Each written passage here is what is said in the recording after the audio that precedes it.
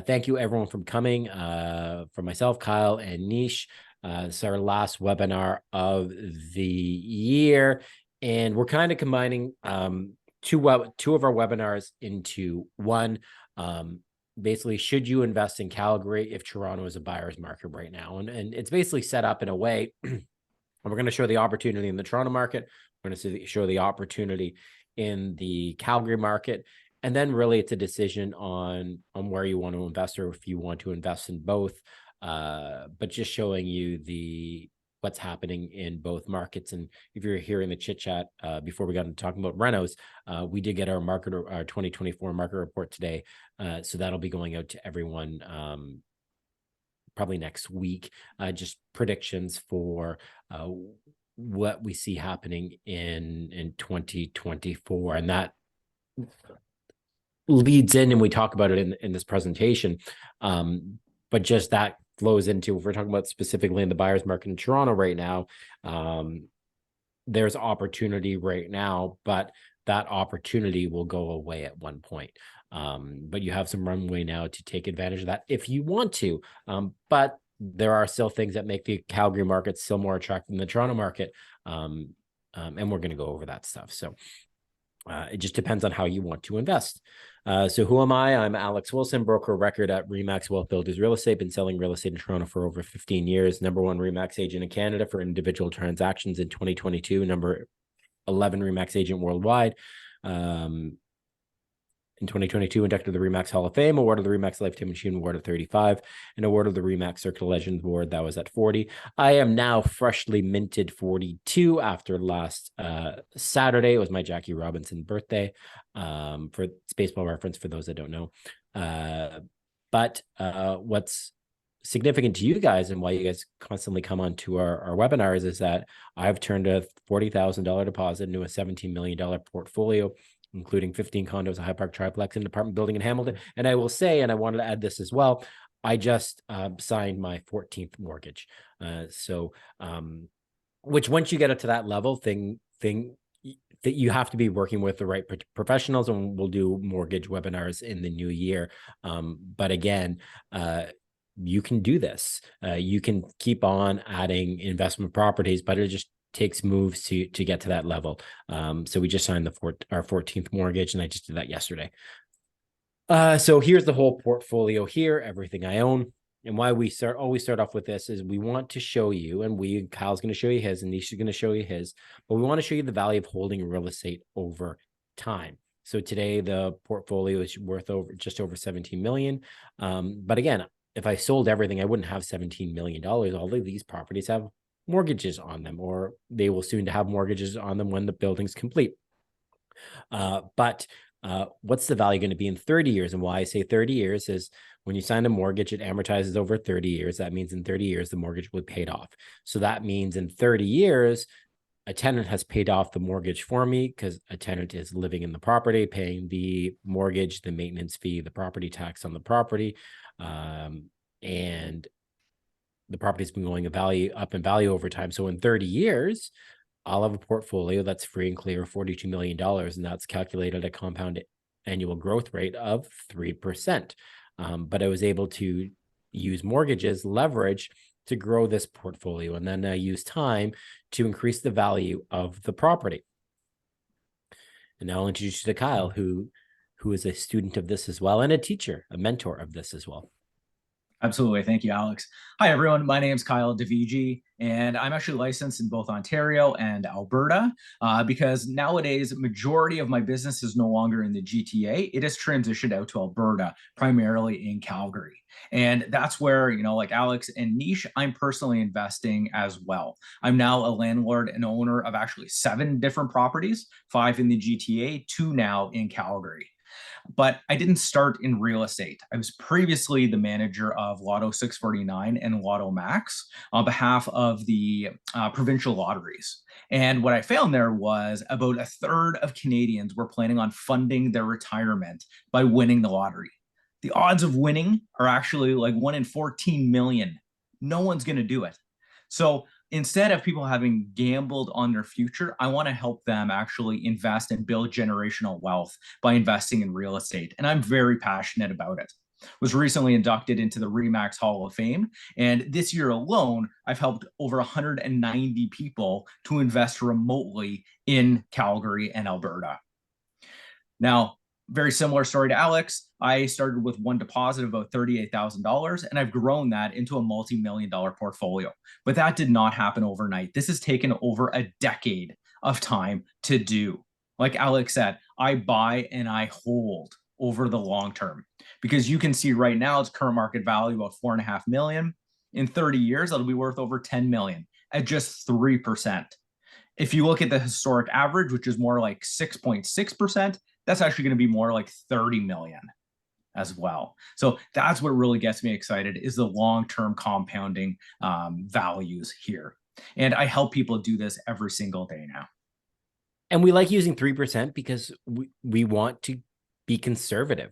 We want to things to exceed your expectations. And Kyle, we're gonna have to update the slide to have the most recent Calgary property. Still buying there even today. Yeah. Oh yeah. Yeah. And we'll talk about why. And Nish, Mr. Calgary.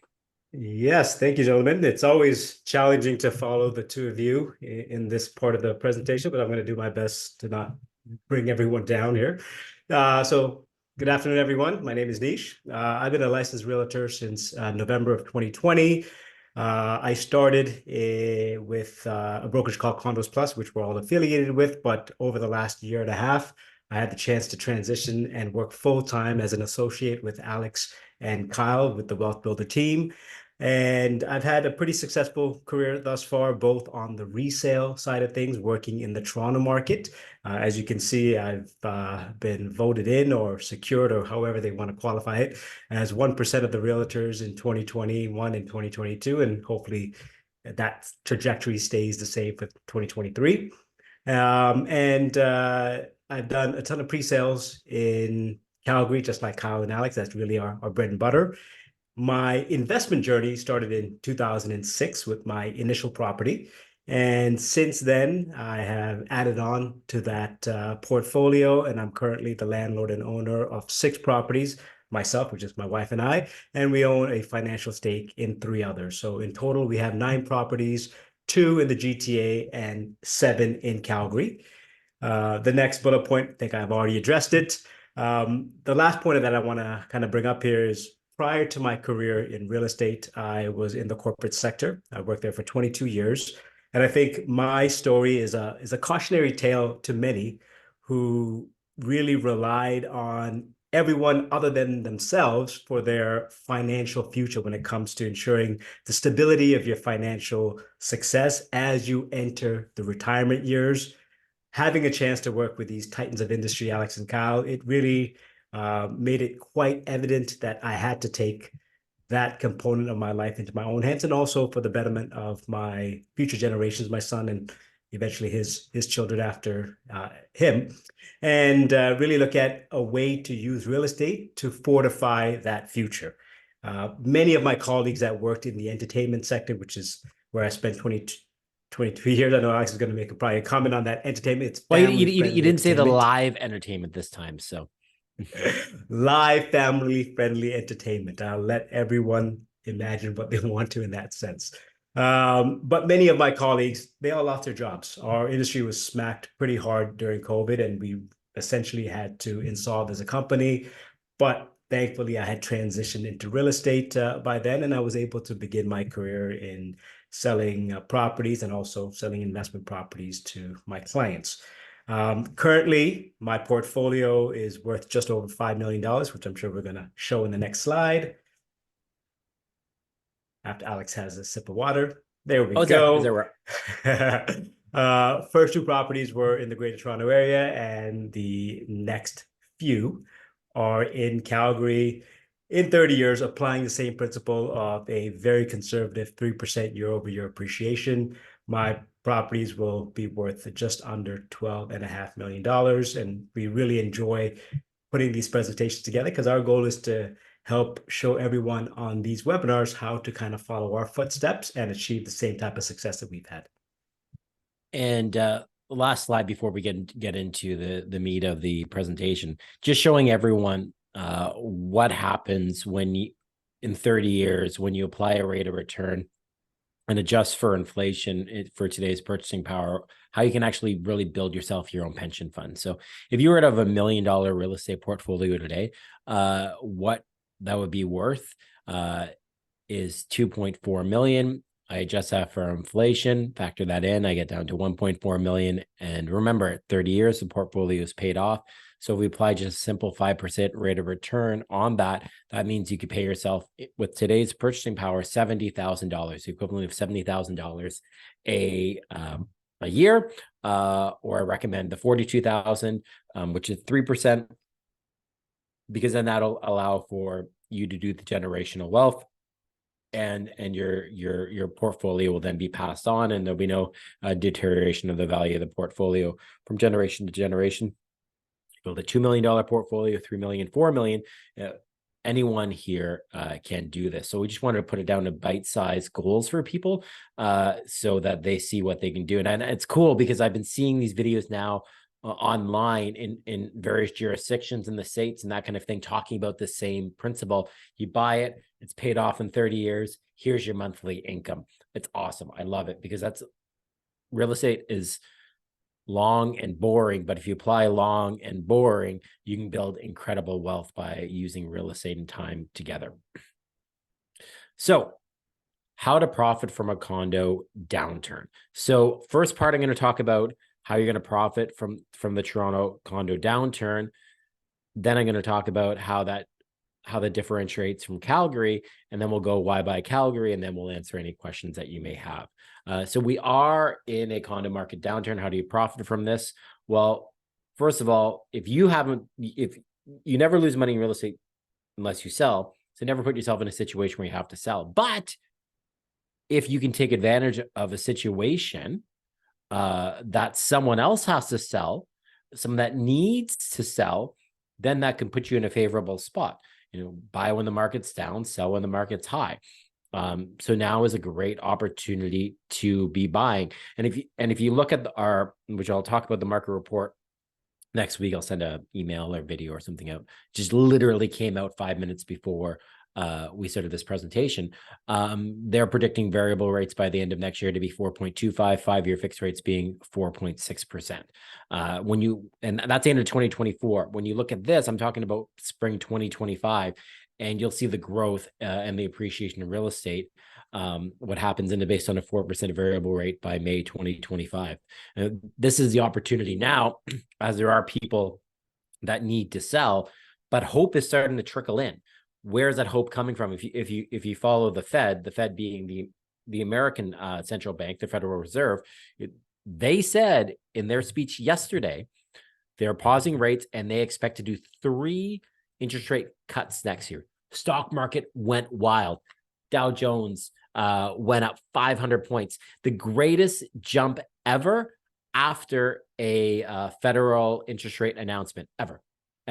That's happened. 500-point jump in the Federal Reserve, because they know now interest rates aren't going up anymore. But not only are not going up, the Federal Reserve, the U.S. have said we expect rates to start going down.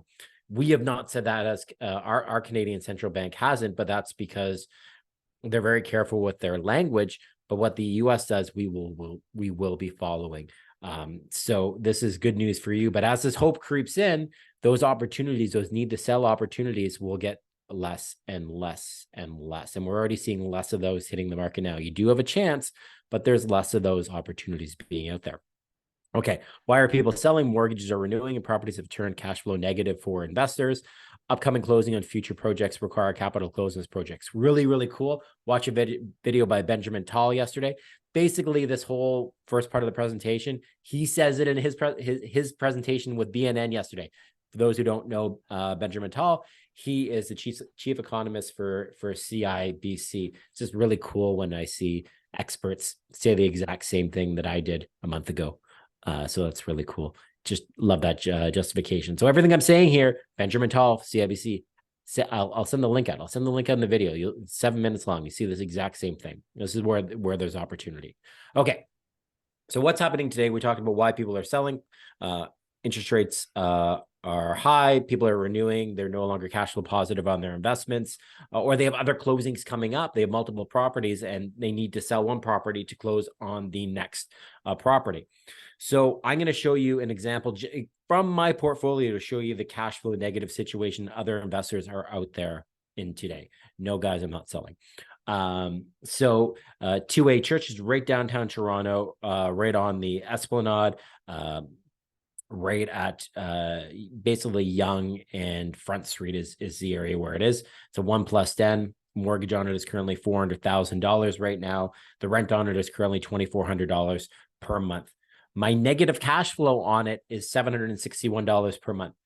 I'm negative 761 cash flow out of pocket. To keep the lights on this property, I have to pay over $9,000 per month. And then I'm not even paying down the equity anymore. The part of that is, so when you look at the mortgage that rent, sorry, when you look at the rent, part of the rent pays down the mortgage, which and then in turn pays down the mortgage balance. So that idea, at the end of 30 years, my properties are paid off. The idea is the tenant is doing that. Right now, I'm doing that because of the high interest rate environment that we're in. That is ending, as I discussed a second ago. But there are people that are very nervous and people that are scared. And there are people that can't afford to lose the out of pocket being over $9,000 out a month out of pocket for one. Now imagine if you had multiple properties, which I do, but other investors do as well. So then you have multiple properties that could be bleeding money. Not every one of my properties are bleeding money, but some of them are. So then you're under stress, and those are the people that need to sell. So that's what's happening today. This is from my portfolio. This is one of my units from my portfolio. What would that sell for? This unit sold for exact same unit sold for $570,000 in September. Market is worse right now. You could probably get that unit for about $550,000 right now. What's going to happen in 18 months? So as I said, Federal Reserve yesterday, Colin Powell said, we're holding rates, the US holding rates, and we're going to drop our three drops at a quarter percentage point each. Our market report came out literally 5 minutes ago. Everyone will get a copy of that, predicting that fixed rate mortgages, which are already going down. I'm not going to get any yield curves and everything like that. You can read the report. We'll hold another video on that. Fixed rate mortgages are already going down, predicting that by the end of 2024, fixed rate mortgage would be 4.6% over on a 5-year, and variable rate mortgage would be 4.25%. So what happens 18 months? That's basically May 2025, continuing the interest rate reductions. That $400,000 mortgage right now that you could have on the property if you put 25% down, if you bought it for $550,000, you are now in a cash flow positive situation. So when I factor in mortgage, maintenance fee, property tax, if you were to buy that property today, you went from a negative $761 situation to a positive cash flow of $61 per month. So instead of paying out $9,000 a year, you're actually going to have positive cash in your pocket in the year of $732, and you're back to paying off your mortgage. The tenant's paying off your mortgage at a tune of $648 per month. Your rent will be higher at that point. So right now we're in the soft rental market time, $2,400 per month, but realistically your rent by by spring 2025 be $2,550 per month. You are in a fantastic situation if you took advantage of the opportunity and bought that property today. You went from a significantly cash flow negative situation, paying equity out of pocket, to a cash flow positive situation. Now, what's going to happen to the value of the property? Well, guess what? The value of that property is going to go up. Why is the value of that property going up? Well, there's more buyers that are entering back in the market. And if I just look at the monthly cost, if I look at the monthly cost of that property today, which costs $3,153 per month if I were to buy it at today's interest rates, and what that same monthly cost would be at a 4% variable rate, That makes the value of the property $675,000. That's a gain of the after the purchase price of $550. That's a gain of $125,000 in an 18-month period. How many people on here would like to see a gain of $125,000 on an investment they made 5 months? Nish, you want to see that? Kyle wants to see that. Kyle wants to see that. Nish wants to see that.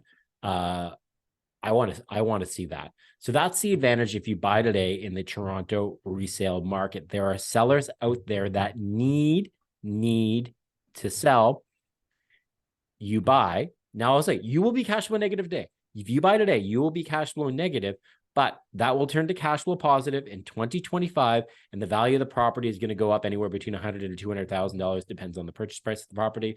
Higher the purchase price, the greater the gain on the property. That's going to happen. Future supply.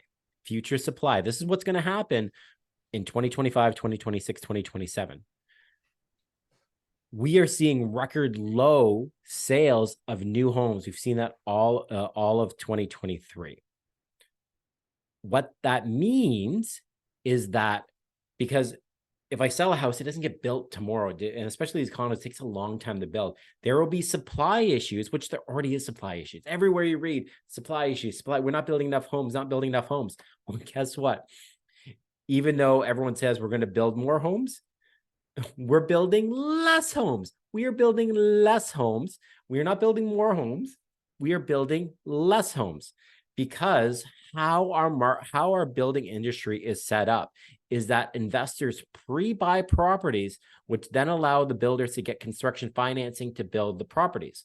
Right now, investors aren't pre-buying properties because the gap between resale and pre-construction is like this, and interest rates are high. They're all on the sidelines. What does that mean? Builders are canceling projects, postponing projects. So in the future, you're going to have a supply gap because those properties weren't sold. So that means shovels didn't get in the ground. That means in 3 to 5 years, there's going to be supply issues because of the units that didn't get sold in 2022 and 2023.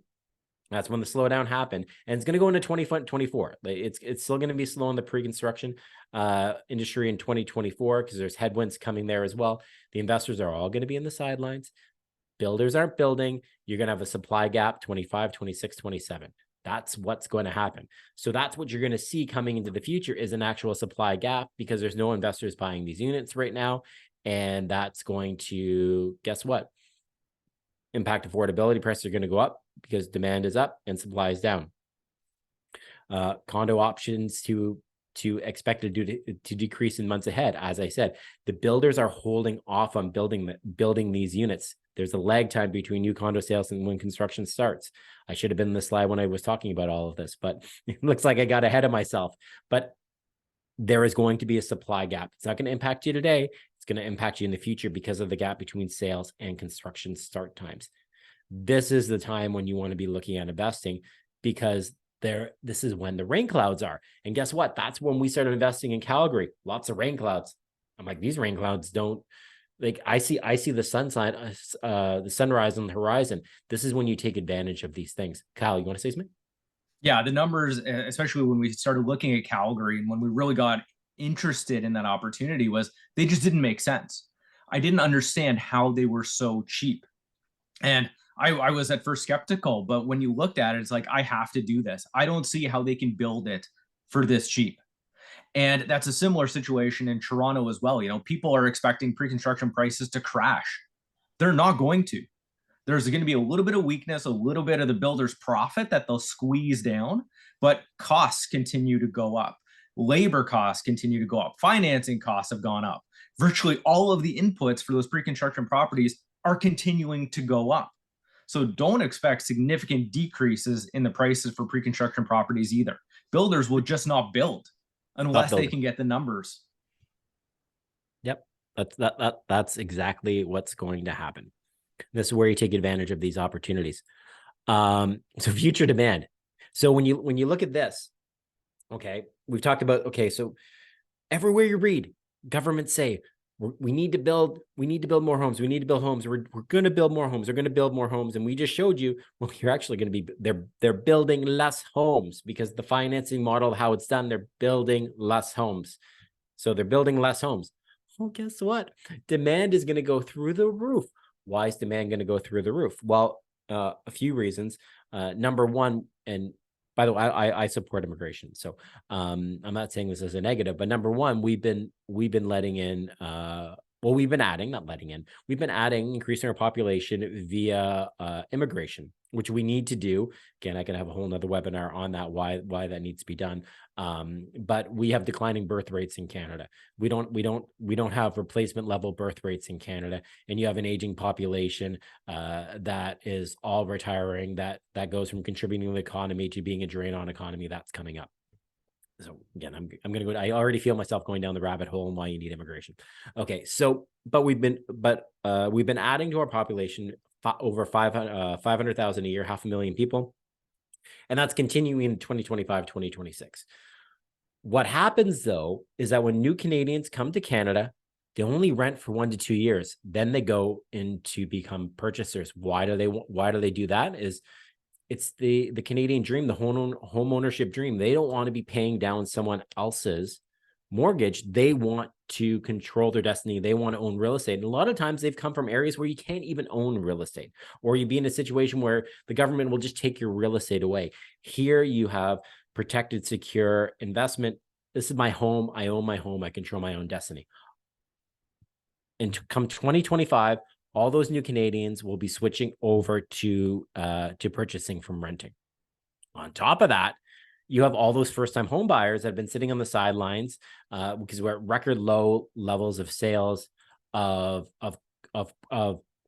real estate in Canada. So we have record low levels of sales. Well, it's because all the first-time buyers are sitting on the sidelines because either they're waiting for prices to come down, or they're literally can't get approved for mortgages. Mortgage rates are too high. Well, we already know that mortgage rates are going to go down. So all that pent-up activity from first-time buyers, they're on the sidelines. Then all those new Canadians, they've been here 1 to 2 years. They have their savings. They're entering the market as well. So you have these two massive demographics that generally drive the real estate market that are going to be hitting at the same time in 2025. You're going to see prices skyrocket. Yeah, I just literally said that. Thank you, slide. So that's what we're going to see. And this here, that doesn't just apply to Toronto. That applies to everywhere in Canada. So that's a Canada-wide thing that's going to happen. So we see tremendous opportunity to take advantage of the Toronto market. But here's the issue. This is why people may want to consider Calgary over Toronto. And we can help you profit off of Toronto. There are people that want to buy Toronto. Nish and I have been active helping people already that have recognized the opportunity. The buyers are coming back and we are actively selling them property, and they're buying and they're getting tremendous deals on their property. But why you may want to still consider Calgary is you'll still be cash flow positive in Calgary today.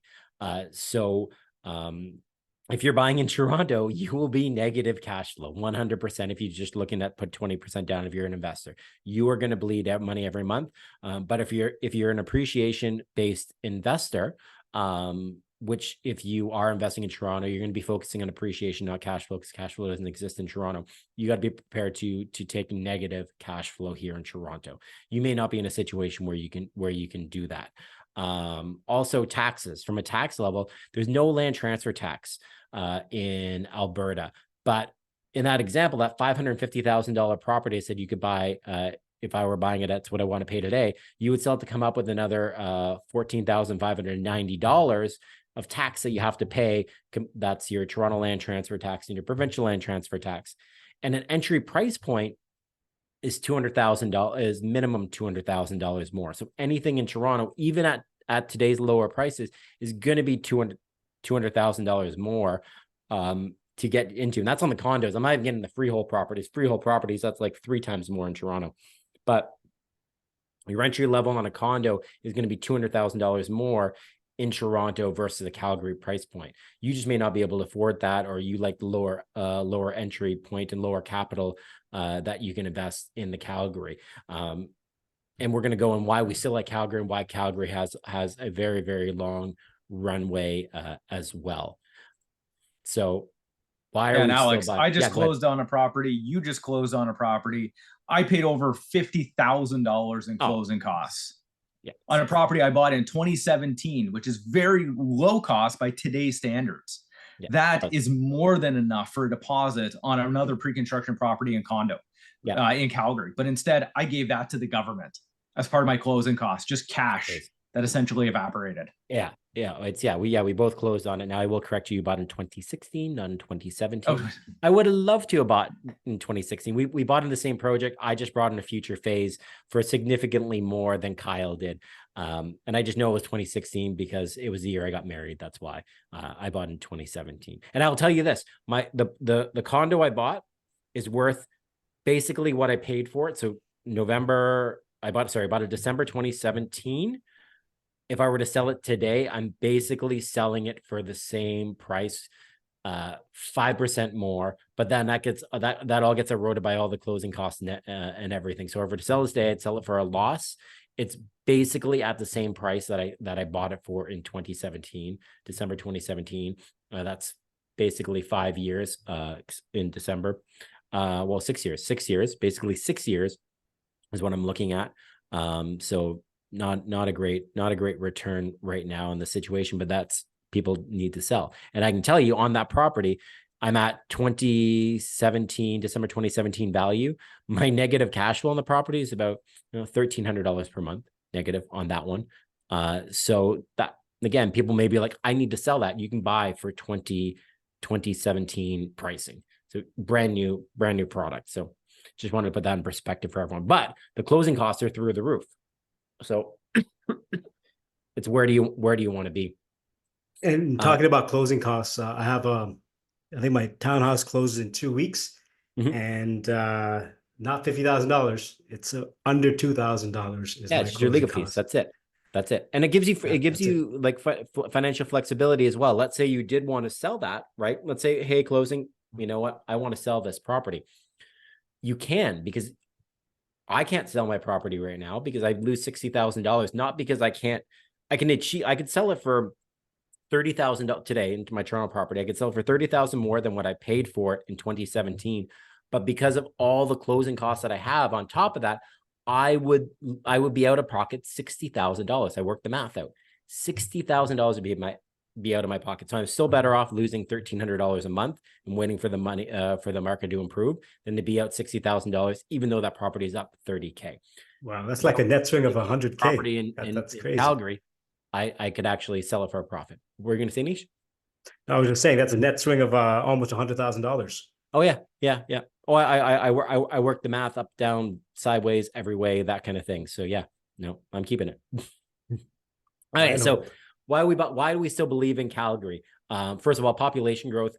We're seeing positive population growth in Calgary, and that's continuing to grow 2021, 2022. Into 2023, we're seeing positive population growth. Also, they have money in Calgary, highest millionaires per capita in Canada, and Calgary represented the highest wages in Canada as well. But not only have they been growing in the past, they're projected to grow significantly moving into the future. So when we look at StatsCan data, again, this is all provided by StatsCan, the population of Alberta is going to grow by 48% over the next 20 years. If I compare that to if I compare that to Ontario, Ontario is going to grow by 24%. So Alberta is going to go twice as fast as Ontario. And then Calgary is going to get an outsized portion of that. Calgary is going to go by 62.5% over the next 20 years. It's going to add 1 million people. It's going from 1.6 to 2.6 million people over the next 20 years. If you're investing in roofs over heads, that's where you want to be. You want to be growing in the area that has the fastest population growth, and that is Calgary. On top of that, it's not just people coming from internationals. You're getting your international immigration, but you're also getting people coming from other provinces. And Kyle, when you're having these conversations today, when we started having these conversations in 2019, it was strictly investors that are buying. What are the conversations like today? Yeah, very different. Investors are still significantly interested in Calgary, but there's also end users in the local market that are looking to buy for themselves and for investment properties too. So it's been a significantly different conversation that we're having. But not only that, normally it would have been 100% investors. Now, about 20% of my phone calls are people considering moving to Calgary themselves from other high cost markets like, Ontario, like BC. And everyone seems to know someone that actually has moved to Calgary already. They've got friends, they've got family. And I only see that starting to snowball and it happening more and more and more. Yeah. Oh, yeah. We're seeing that. We're having the conversations. We've had colleagues leave the brokerage and move from Toronto all the way to Calgary. We've had clients do it as well. It's happening. It's going to continue to happen. Again, we go back to if I go back to the other slide, 48% population growth, Stats Can data. Population there, and there's only going to be 3 provinces that are going to grow over the next 20 years: Ontario, British Columbia, and Alberta. And Alberta is going to grow the fastest. So not only that, they have a strong economy as well. So we're adding the people. But if we look at Calgary's economy, it's the 4th largest economy in Canada. It has the 4th largest population in Canada. Its economy is bigger than entire provinces, bigger than the province of Saskatchewan, bigger than the province of Manitoba. So Alberta and Calgary are going to lead by population growth. But guess what? They're also going to lead. They're leading in economic growth as well. So you're investing in the province is going to grow, province and city that's going to grow the fastest in Canada, and then you're also investing in the province that has a province and city that has the best economic growth in Canada. That seems like a recipe for success for me.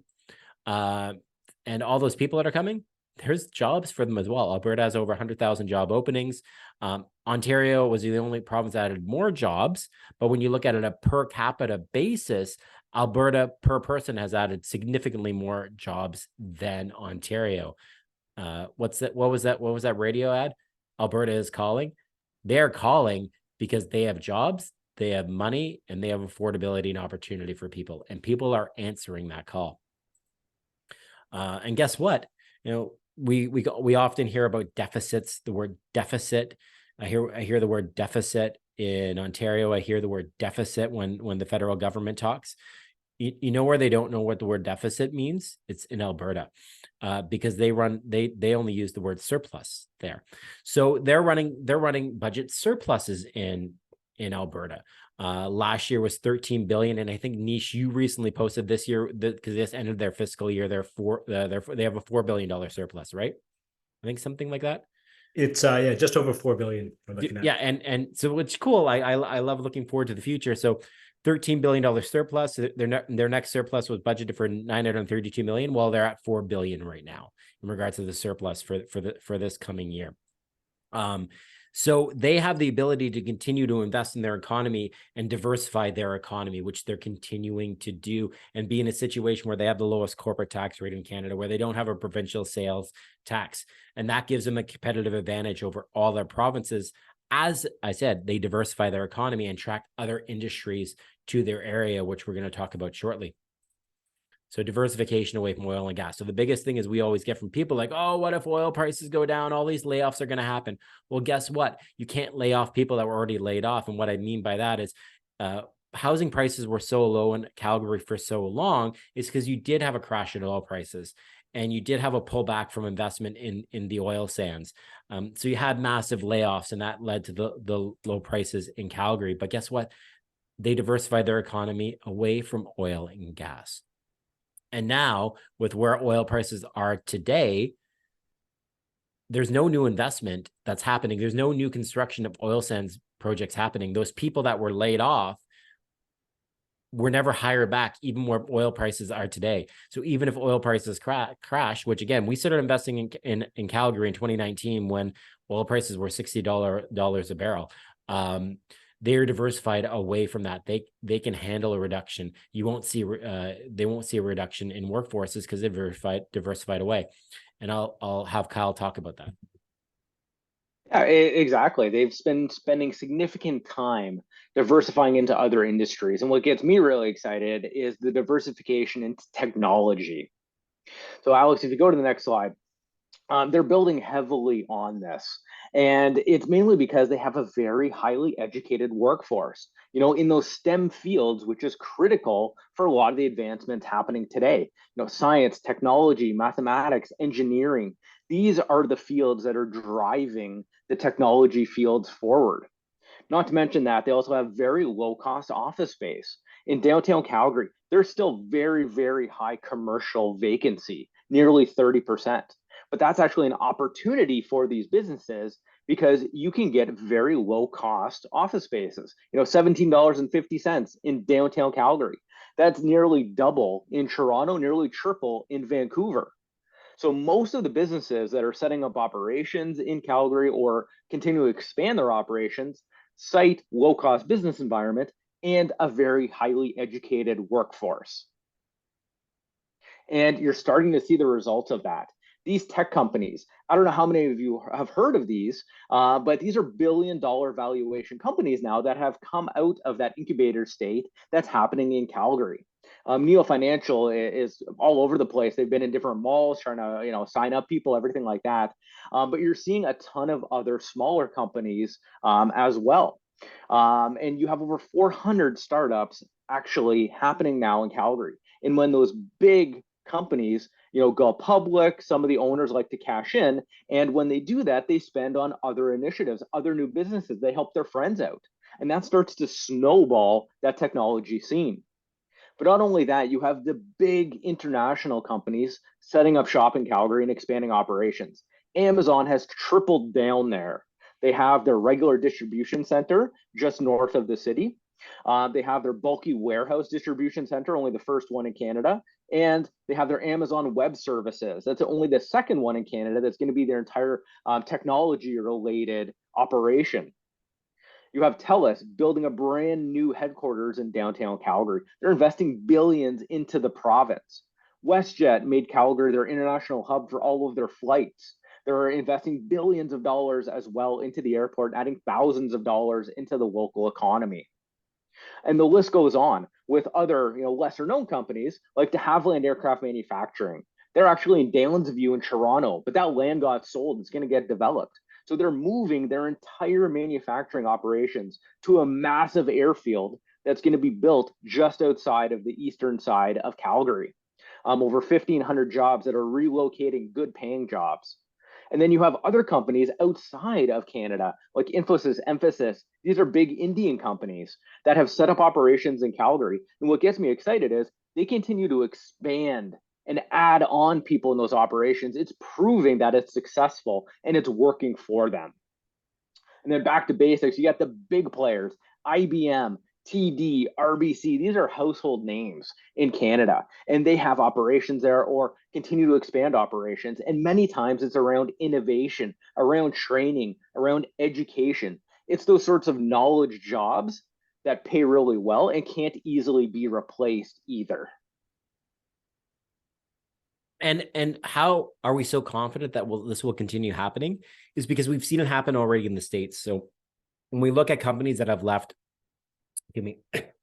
that have left Silicon Valley or have left New York or Massachusetts, the reasons they have left those areas and relocated to lower cost areas like Texas is number one, they're fleeing high taxes. Well, when we look in Canada, Alberta has the lowest corporate tax rate in Canada. There's no land transfer tax and development charges. So you're dealing with your lowest tax rate environment in Canada. And also they have no provincial sales tax as well. That's Alberta. Number two, expensive housing. It's very expensive to live in, let's say, New York City, in Manhattan, or to live in San Francisco, in California. So that's where we've seen companies move to Texas because there's an affordability aspect for their employees as well. Well, Calgary is the second lowest cost of living out of all major Canadian cities and the ninth lowest in North America. And then because of the surpluses they run, the government are able to have better regulations, which allow and attract other businesses to come to Alberta. Things like no rent control for landlords, fixed term leases. For example, if you were a landlord there and your tenant stopped paying you rent, you can have the tenant out in 2 to 3 weeks, where it's going to take you 8 to 12 months here in Ontario. It is a favorable business environment. So as I was saying, policy, no rent control, no foreign buyer tax, no land transfer tax, no provincial sales tax, no development charges. They have a $10 billion stimulus package, which allows them to reduce corporate taxes that they put online during COVID. It is a pro-business environment. So our current opportunities, Nish, why don't you go just quickly into our current opportunities? Yeah, of course, absolutely. So we have a ton of different options. They range all the way from your low-rise condominiums, the apartment-style condominiums, to fully detached single-family homes that also have the option for a legal rental unit in the basement. Our condos, they begin in that $350,000 range. We have them in the Northwest and also, sorry, we have them in the Northeast and the Southeast. And they come with what's called a 2-year rental guarantee, which is directly from the developer. There are options for even 5% deposits, and the traditional 10% deposit will most likely get you the best incentives. Then we have the ones that are in the downtown core, like your premium location that will provide you the best return on both the rental side, but then also from an appreciation standpoint as well. And these start in the high $400,000 range. Also comes with a phenomenal incentive package, a 2-year rental guarantee, some cash back, and some other goodies. These are scheduled to close in 2027 and 2028. And then we're looking at some townhomes. We have townhomes available in the Northeast. They start in that high $400,000 range. Those are closing next year, but we also have a few that are closing in 2026, slightly higher price point in the mid to low $500,000 range. And all of our properties come with good incentives. Getting back to the freehold properties, these are slightly higher, but again, you're looking at a single family home that's under $700,000. Average prices in Toronto for condominiums is more than that. So that gives you a bit of perspective. And we have these freeholds that are closing as early as next year or in 2025. So everyone, if you want to get in touch with us, here's our contact details. As I said, actually, I didn't say this yet, but this whole thing's been recorded. You'll get an email with the recording. And if you're interested, you can book a call with us. Happy to discuss more with you, but now we'll open up the floor to questions. So I'll stop the share. If you have any questions, you can ask in the Q&A box down below. First question, just someone asked a question. Can I deduct aggregate of expenses, mortgage and property tax management fees from my primary job? The answer is, if you have a property and you're running a negative cash flow, like that situation where I showed I'm negative, my equity pay down is negative. Yes, that additional rental loss would then be applied against my income. So yeah, that can't any excess expenses can apply against that. And then if you have anyone else has any more questions, we can ask them down below. Otherwise, we will wish everyone a happy new year, a happy holidays. And again, right now, and I hate the cliche, everyone's like, oh, it's the best time to invest in real estate. Well, it is a really good time to invest in real estate right now because you buy when the market is down. So whether in our two examples, you go with your cash flow fundamentals, an upside of Calgary, or if you're an appreciation-based investor and you have more capital, because Toronto's a capital intensive environment, you can take advantage of opportunities right now in Toronto. You're going to be negative cash flow. There's going to be taxes involved in the land transfer tax, but in an 18-month time, I would say you'd make $100,000 on your investment if you can weather the storm of the next 6 months, because we know that good news is on the horizon. But if you just like safety, security, and I would really say a risk-free investment, Calgary all day long, there's advantages to both. We just had a question come through. What kind of opportunities are there for short-term rentals? I would stay away from those right now because of changes to the federal government. So the answer is, yeah, you can do them. In Calgary, yes, you could do short-term rentals. The issue is the federal government is taking away your ability to write off expenses on those. So I don't know what the impact is going to be on those, but I personally always invested in long term. We do know of some people that have been very successful doing short-term rentals in Calgary and have profited it.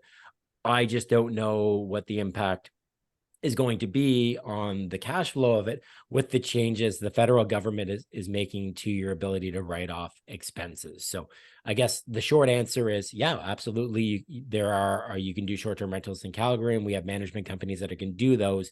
But you do have an unknown with how the federal government is clamping down on how you can write off taxes on those. One very quick point before we jump off, gents. I've had some clients that have asked me to look at the existing inventory for Calgary. I think information we shared today has sparked additional interest. It seems to be a bit busier than we were last year at this same time. And our builders have put out a 5% down option pretty much across the board for many of the projects.